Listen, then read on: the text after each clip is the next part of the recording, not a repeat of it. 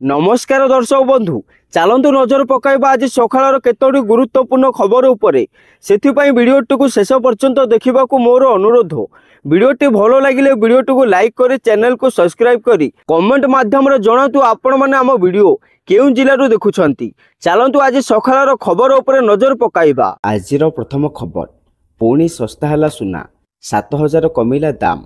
सुना दाम लाख टंका पार हेबा परी गत किछि दिन हेब सुना दाम धीरे धीरे ह्रास होइथिबा देखा जाउछि। सुना दाम दिल्ली रे 92,650 टंका प्रति 10 ग्राम रे और मुंबई रे 92,810 टंका प्रति 10 ग्राम रे रहिछि। सेहीपरि 22 कैरेट सुनार दाम 86,062 टंका 10 ग्राम को रहिछि। परवर्ती खबर पीएम आवास योजना रु हटिला 3टी शर्त। एही योजना रे 13टी शर्त थिला। सरकार वर्तमान एथुरु 3टी शर्त को हटाई दैछंती। प्रथम शर्त आपनको पाखापाखि मासिक आय 10,000 थिला, जहाँ को हटा जाए वर्तमान 15,000 करा जाइछि। द्वितीय ही योजनार शर्त थिला जे जो मानकर 2 चकिया वाहन अछि से माने ही योजनार लाभ उठाई परिबे नहीं, किंतु यह को वर्तमान हटा जाइछि। आपनको पाखे 2 चकिया जान थिले सुधा आपण ही योजना पे आवेदन करि परिबे। सेही परि प्रधानमंत्री आवास योजना रे सर्वे पई शेष तारीख 30 एप्रिल 2025 धार्य करा जाइथिला।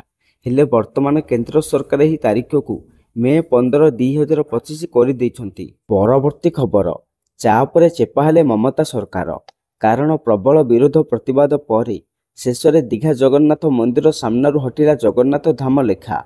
पुरी रे प्रबल प्रतिवाद एवं ओडिशा तीव्र विरोध पर शेष में दीघा जगन्नाथ मंदिर सामना जगन्नाथ धाम लेखा हटा जाइछि।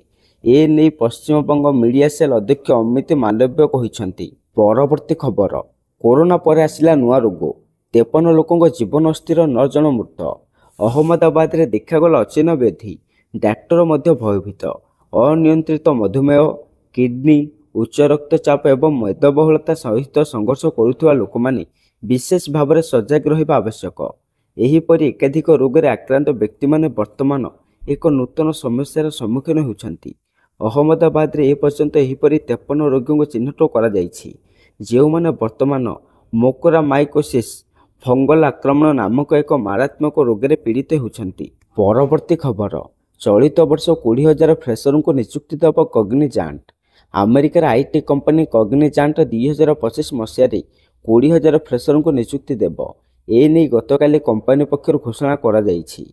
आउ एही पदक्षेप कंपनीर प्रतिभा पिरामिड को पुनः आकार देवा पई विशेषकर परिचालित सेवा एवं एआई नेतृत्वाधीन सॉफ्टवेयर विकास को समर्थन करने पर उद्दिष्ट। ताहा सहित भारत में कग्निजांटर एक विशाल कर्मचारी बेस रही। परवर्ती खबर पहलगाम आतंकवादी आक्रमण पर सारा देश में 10 लाख रु अधिक साइबर आक्रमण होइथिबा महाराष्ट्र साइबर पुलिस सूचना देइछंती।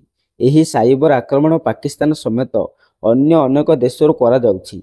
सेही समय यहाकु नै साइबर युद्धर संभावना कथा मध्य उठुछि बोली खबर मिलिछि। परवर्ती खबर कोविड-19 को नहीं आसिला बड़ खबर, कारण चीन कहिछि जे कोविड-19 महामारी वुहान नुहे बरम अमेरिका आरंभ होइछि।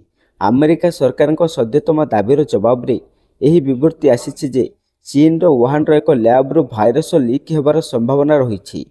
चीन प्रति आक्रमण करी अमेरिका को भाइरस उत्पत्ति को निर्लज भाव में राजनीतिकरण करुथिबा अभियोग करिछि। परवर्ती खबर पीओके इमरजेंसी भारत सामरिक कार्यानुष्ठान आशंका मध्य पाक अधिकृत काश्मीर पीओके आतंक।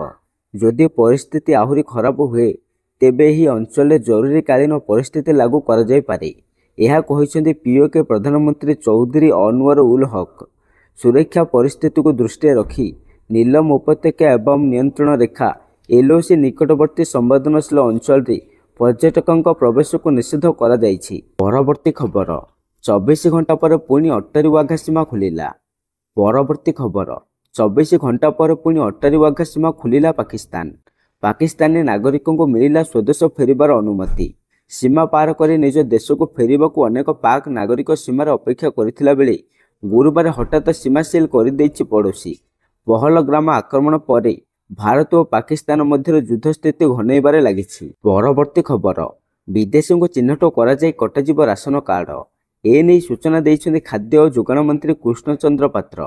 विशेषकर जो सबु बांग्लादेशी पाकिस्तानी किंबा मियांमार लोक ओडिशा रे अछंती आउ सेमाने राशन कार्ड पाइछन्ति सेमाने समस्तଙ୍କର कार्ड कटाଯିବ ବୋଲି କହିଛନ୍ତି ଯୋଗାଣ ମନ୍ତ୍ରୀ। ପରବର୍ତ୍ତୀ ଖବର, ପାକିସ୍ତାନକୁ ଝଟକା ଦେଲା ଭାରତ, କାରଣ ଗୋଟେ ପରେ ଗୋଟେ ବଡ଼ ପଦକ୍ଷେପ ନେଉଛି ଭାରତ।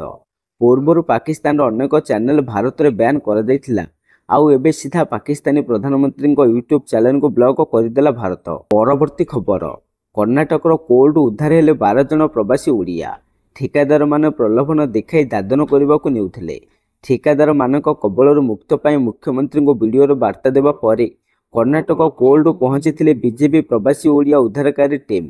12 ଜଣଙ୍କୁ ଉଦ୍ଧାର କରିବା ସହ ସୁରକ୍ଷିତ ଭାବେ କର୍ଣ୍ଣାଟକରୁ ଓଡ଼ିଶା ଭୁବନେଶ୍ୱରକୁ ସ୍ୱତନ୍ତ୍ର ବସ୍ ଯୋଗେ ଫେରାଇ ଆଣିଲେ ବିଜେପି ପ୍ରବାସୀ ଓଡ଼ିଆ ଉଦ୍ଧାର ଟିମ୍। ପରବର୍ତ୍ତୀ ଖବର, ଖୁବ୍ ଶୀଘ୍ର ପ୍ରକାଶ ପାଇପାରେ ଯୁକ୍ତ 2 ପରୀକ୍ଷା ଫଳ। ଏନେଇ ସମସ୍ତ ପ୍ରକ୍ରିୟା ଶେଷ ପର୍ଯ୍ୟାୟରେ, ଯାହା ଆବଶ୍ୟକମୂଳକ ପଦକ୍ଷେପ ବିଭାଗ ପକ୍ଷରୁ ନିଆଯାଉଛି। ଚଳିତ ମାସ ଶେଷରେ ଫଳ ପ୍ରକାଶନ ନିମନ୍ତେ ଉଦ୍ୟମ ଚାଲିଛି। ଏନେଇ ଗଣଶିକ୍ଷା ମନ୍ତ୍ରୀ ନିତ୍ୟାନନ୍ଦ ଗଣ୍ଡ ସୂଚନା ଦେଇଛନ୍ତି।